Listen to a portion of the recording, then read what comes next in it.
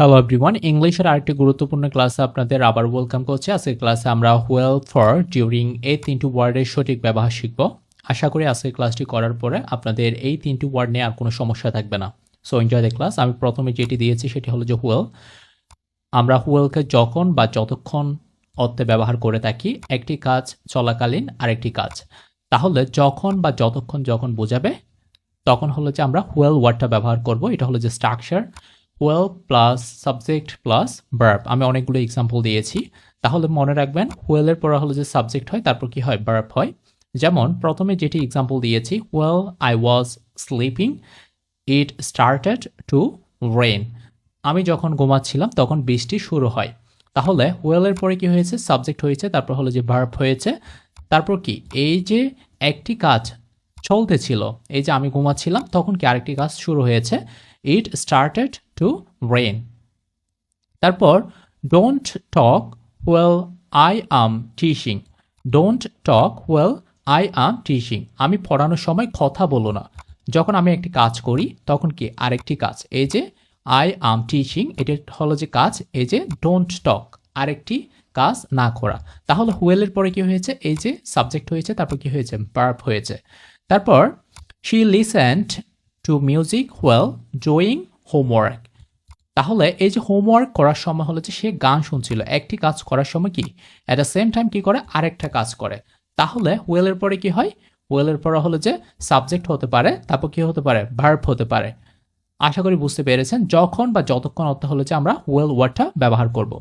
তারপরে যেটি আছে সেটি হলো যে ফর, কতক্ষণ ধরে, কতক্ষণ ধরে বোঝালে হলো যে আমরা ফর ওয়ার্ডটা ব্যবহার করব। যেমন for plus period of time হয়, একটা টোটাল সময় হয়, একটা টোটাল সময় হয়। যেমন আমি অনেকগুলো এক্সাম্পল দিয়েছি, আই স্টাডিড ফর 2 আওয়ার্স, এই যে আমি 2 ঘন্টা পড়েছি, আমি 2 ঘন্টা পড়েছি।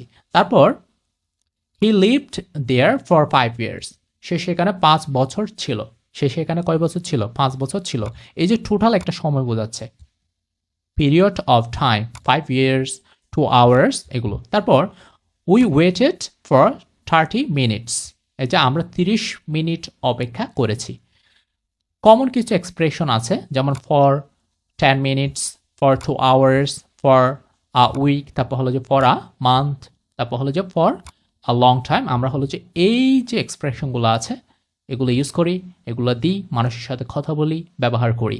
সো ফর মানে হলো যে পিরিয়ড অফ টাইম, অর্থাৎ টোটাল একটা সময় বোঝাবে, সেটা for 10 years, for 2 hours, for 6 years, এভাবে হলো যে টোটাল একটা সময় বোঝাবে কতক্ষণ ধরে। ঠিক আছে, আশা করি বুঝতে পেরেছেন।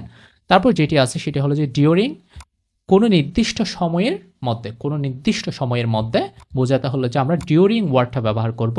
যেমন ডিউরিং প্লাস কি হয়, নাউন হয়, অর্থাৎ ডিউরিং এর পরে কি হয়, নাউন হয়। আমি অনেকগুলো এক্সাম্পল দিয়েছি, I mat him during the meeting, এই যে মিটিংয়ের সময়ে, মিটিংয়ের সময়ে আমি হলো যে তার সাথে দেখা করেছিলাম বা দেখা করেছি। তাহলে এই যে সময়টা কোনটা ছিল, মিটিং এর সময়ে। তাহলে কোনো নির্দিষ্ট সময়ে যখন বোঝাবে আমরা ডিউরিং ওয়ার্ডটা ব্যবহার করব।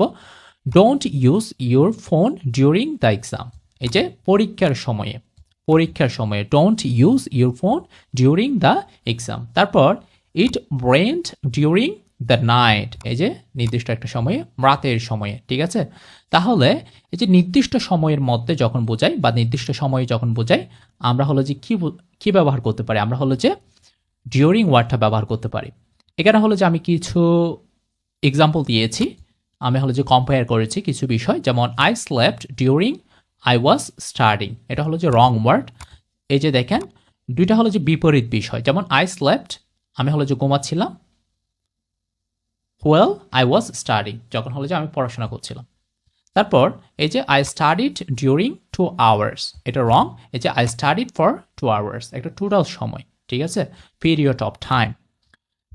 তাহলে এই যে আমরা 3টা ওয়ার্ড পেয়েছি, ডিউরিং মানে হলো যে নির্দিষ্ট সময়ের মধ্যে বোঝাবে, কোনো একটা নির্দিষ্ট সময়ের মধ্যে বোঝাবে। তারপর হলো যে ফর মানে হলো যে পিরিয়ড অফ টাইম, কতক্ষণ সময় ধরে, কত ঘন্টা ধরে, কত বছর ধরে।